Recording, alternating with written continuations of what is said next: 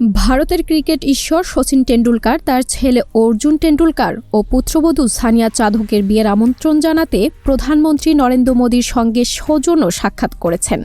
সামাজিক যোগাযোগ মাধ্যম ইনস্টাগ্রামে সেই মুহূর্তের ছবি শেয়ার করে শচীন লিখেছেন, অর্জুন ও সানিয়ার বিয়েতে মাননীয় প্রধানমন্ত্রী শ্রী নরেন্দ্র মোদীজিকে আমন্ত্রণ জানাতে পেরে আমরা সম্মানিত। তরুণ এই দম্পতিকে আশীর্বাদ এবং মূল্যবান পরামর্শ দেওয়ার জন্য মোদীজিকে অনেক ধন্যবাদ। আগামী ৩ মার্চ থেকে অর্জুন ও সানিয়ার বিয়ের আনুষ্ঠানিকতা শুরু হবে এবং ৫ মার্চ মূল বিবাহ অনুষ্ঠান সম্পন্ন হওয়ার কথা রয়েছে। এর আগে ২০২৫ সালে আগস্টে এই জুটির বাগদান সম্পন্ন হয়েছিল।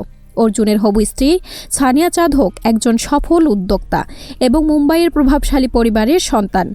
তিনি বিশিষ্ট ব্যবসায়ী রবি ঘাইয়ের নাতনি। দীর্ঘদিন ধরেই তিনি টেন্ডুলকার পরিবারে ঘনিষ্ঠভাবে পরিচিত। কিংবদন্তি পিতার উত্তরসূরি হিসেবে অর্জুন টেন্ডুলকার ঘরোয়া ক্রিকেটে নিজের আলাদা পরিচয় গড়ে তুলেছেন।